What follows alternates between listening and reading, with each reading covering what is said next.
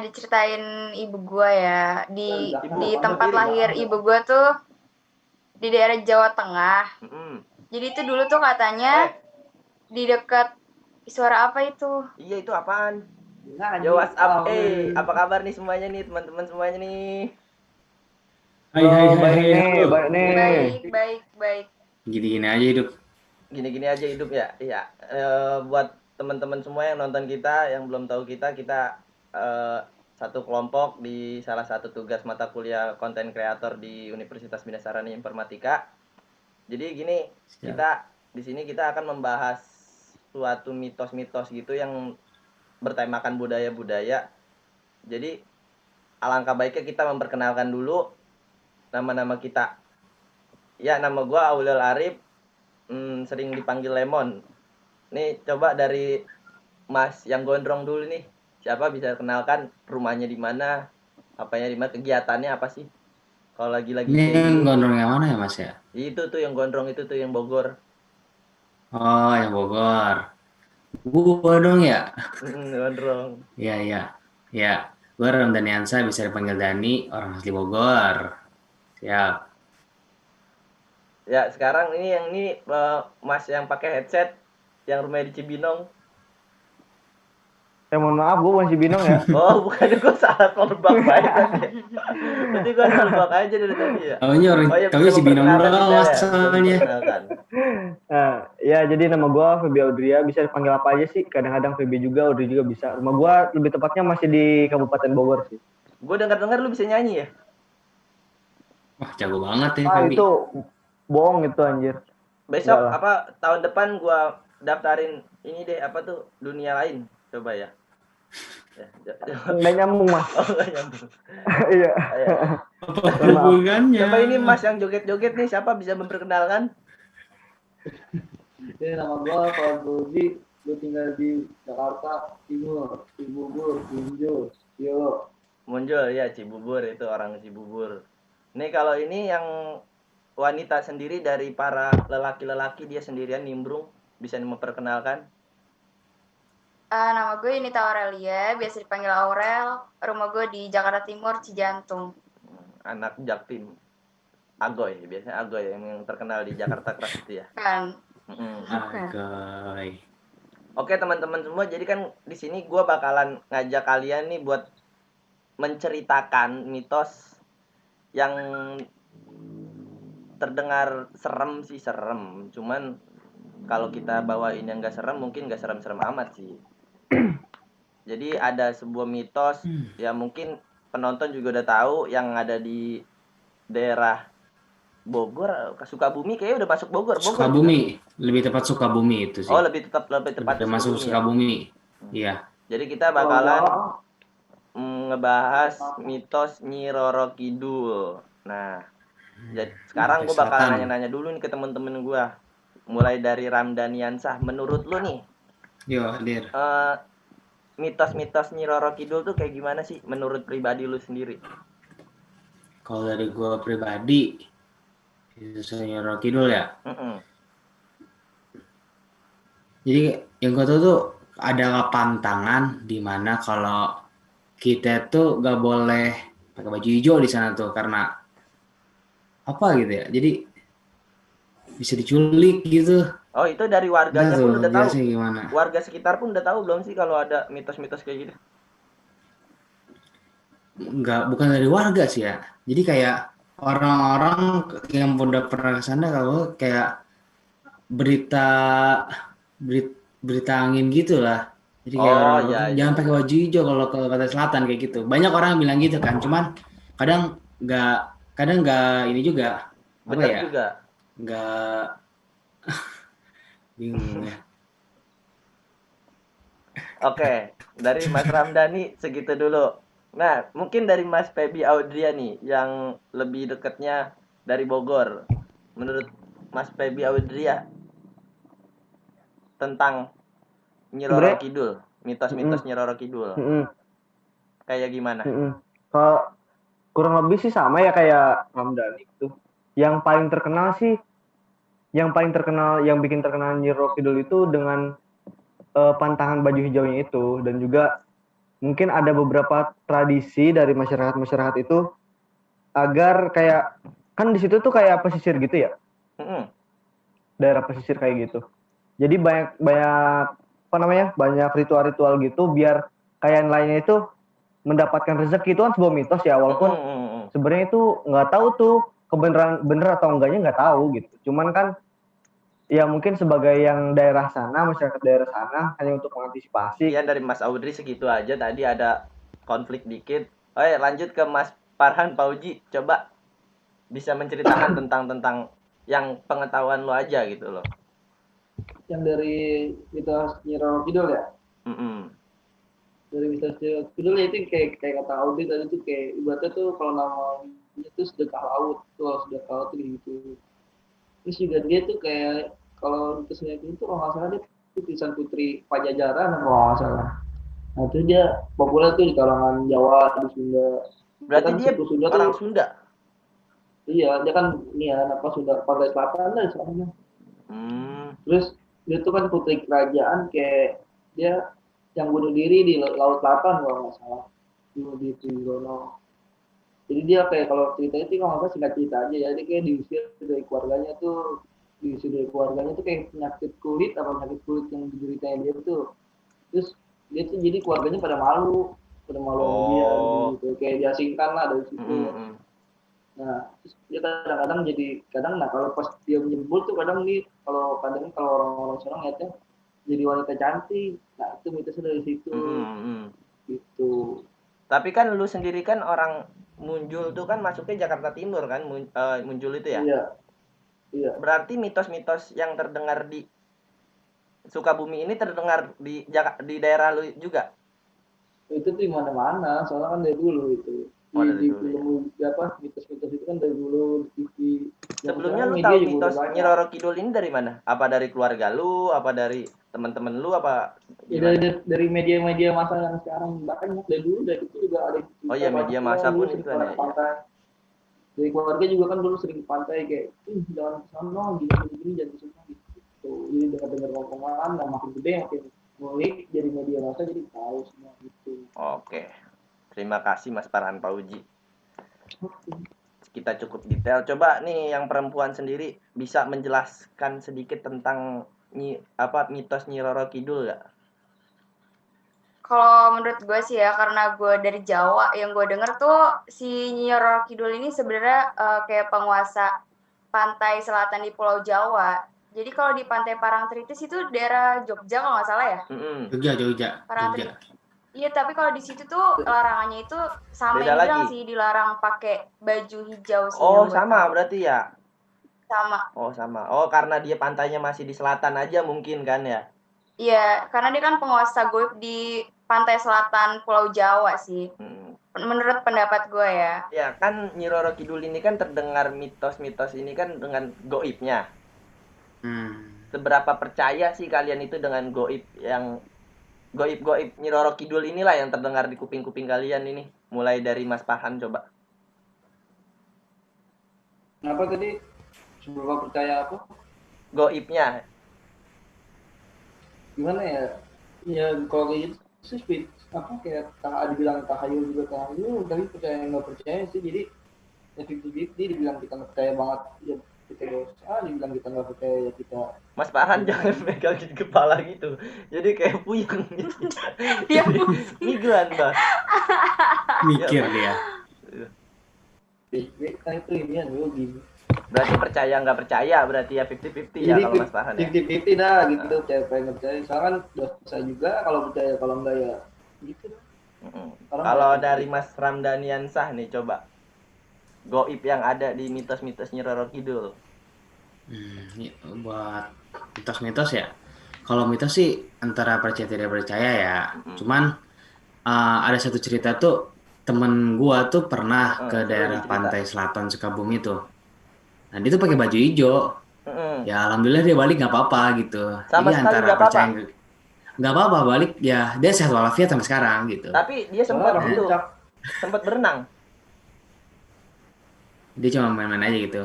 Oh, mungkin kalau mati adat yang ada mungkin ya, kurang tahu juga sih gitu ya. Bener.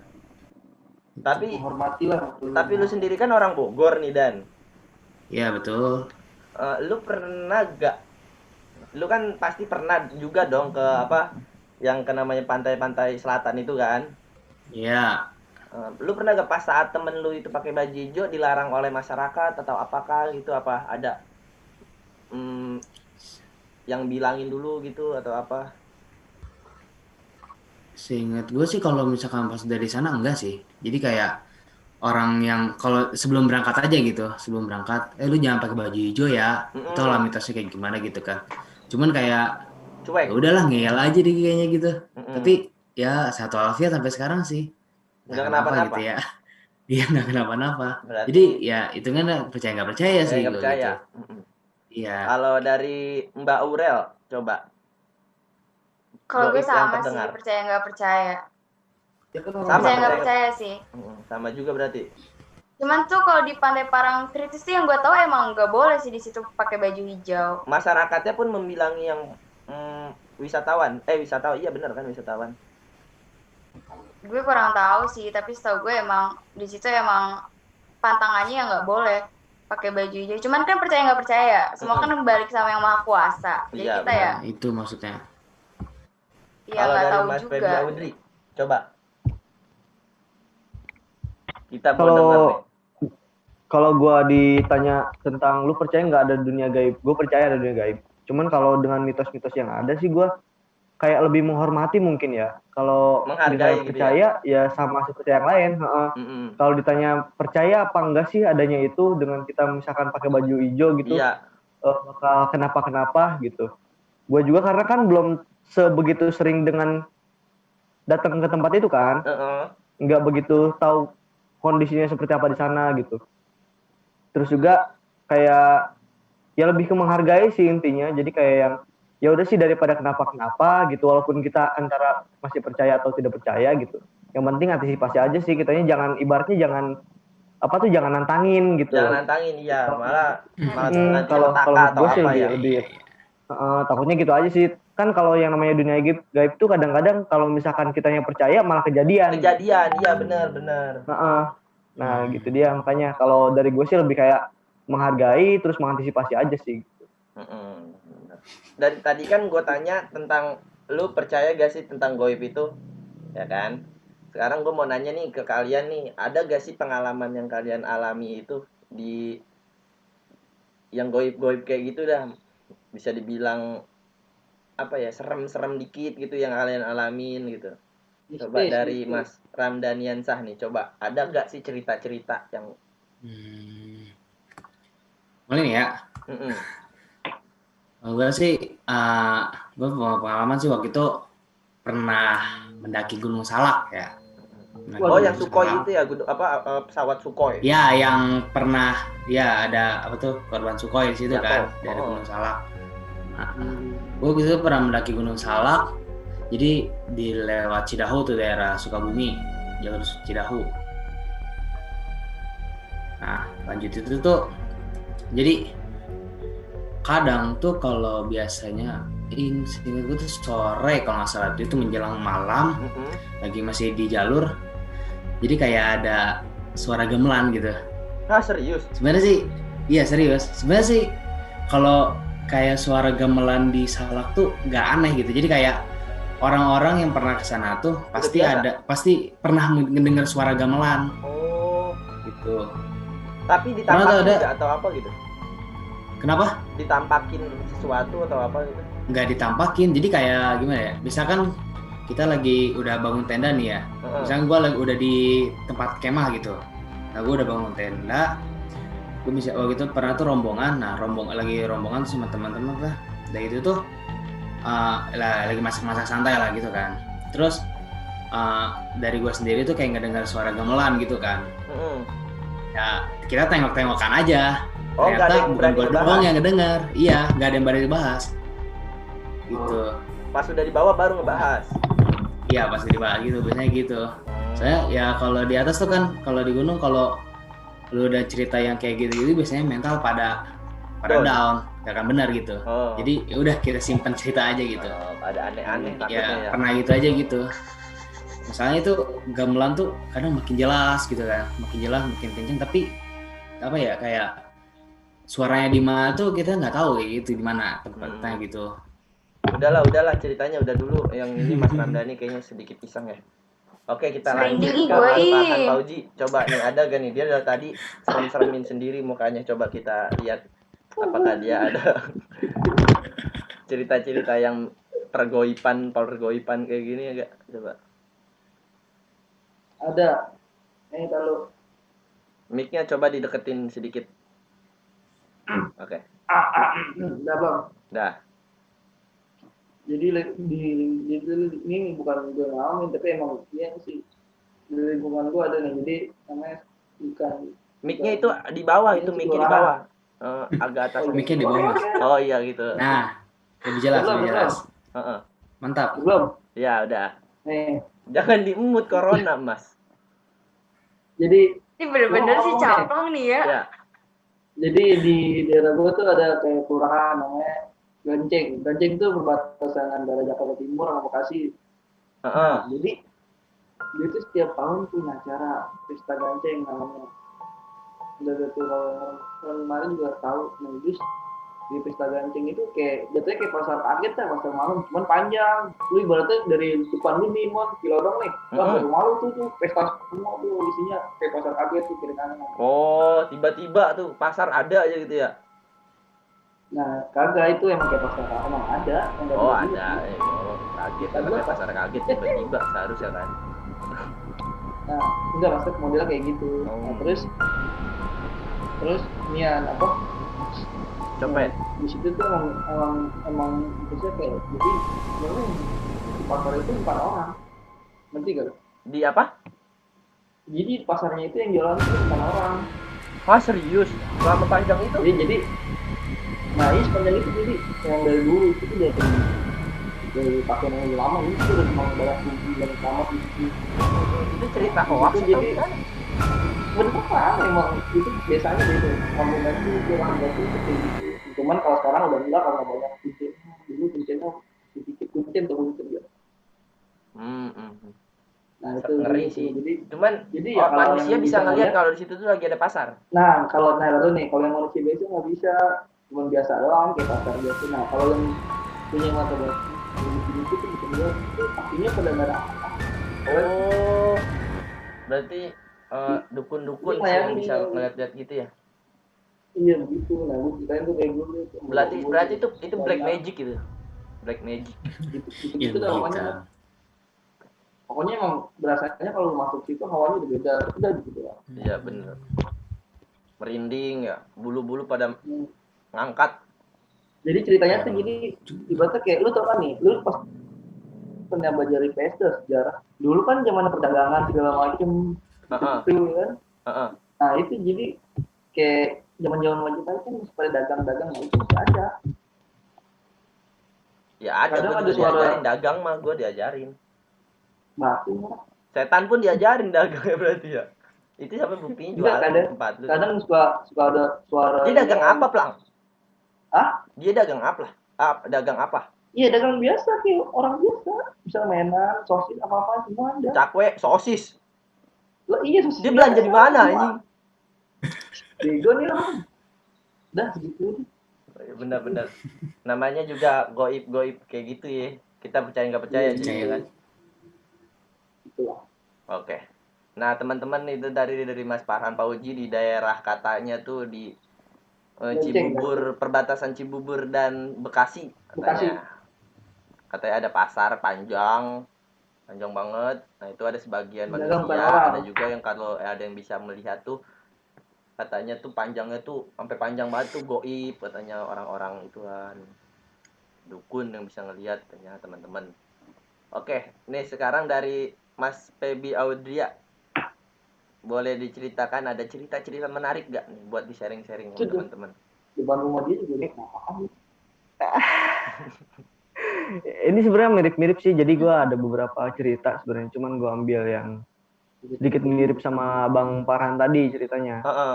Jadi ini satu kejadiannya kalau beda, cuma kejadiannya sama-sama di sejenis pasar gitu. Cuma kalau gue di pasar Cibinong. malam. Oh, malam. Pasar malam. Tong setan ya ada Jadi kan di pasar malam. ada juga, cuma ya bukan itulah. Ya udah Jadi lanjutin dulu Mas Febi.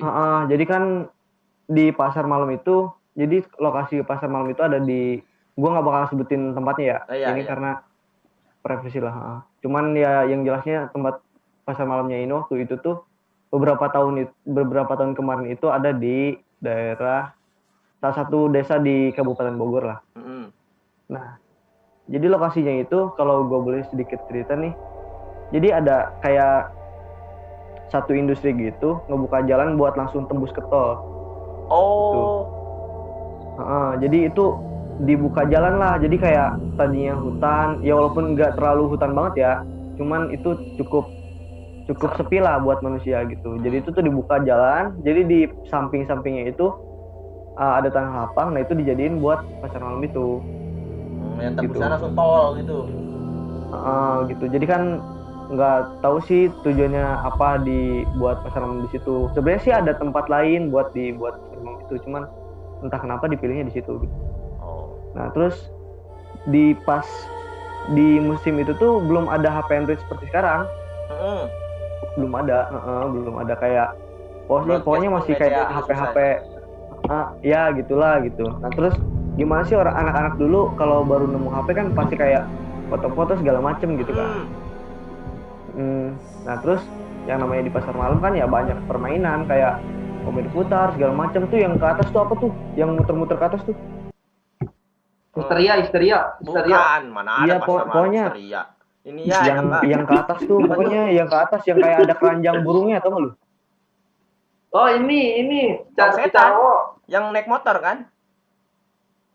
Bukan tuh yang naik ke atas tuh, yang aduh gua nggak tahu tuh namanya apaan, pokoknya yang muter tuh. Oh iya, pokoknya ada yang naik ke atas. Apa yang yang kayak kalau di Dufan tuh kelihatan Ancol? Iya itu yang gitu.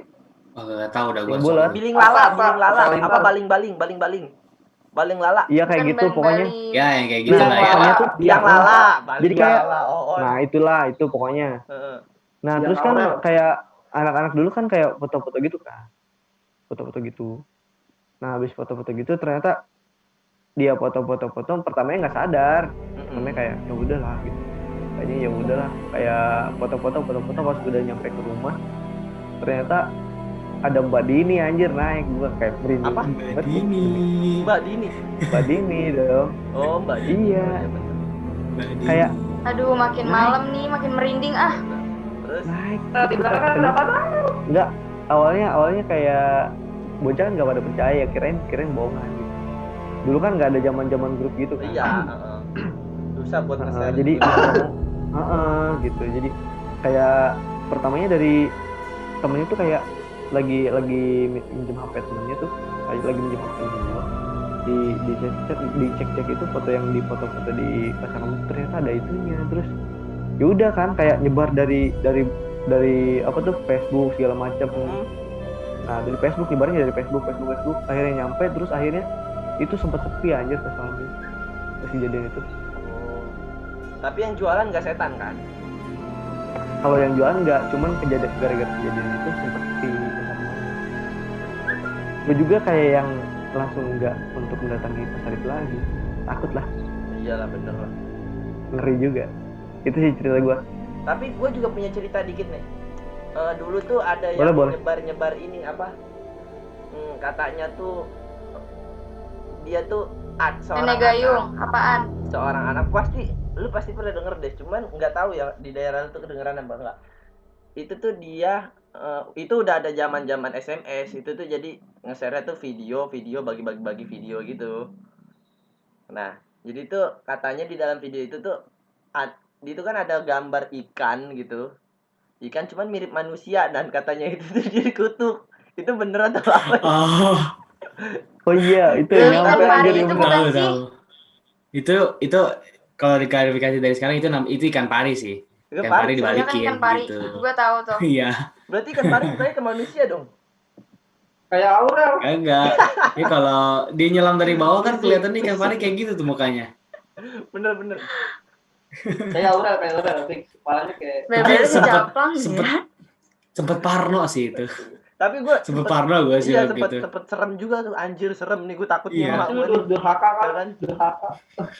Langsung takut ikan durhaka. inap, Bray. Oke. Inap, Itu inap.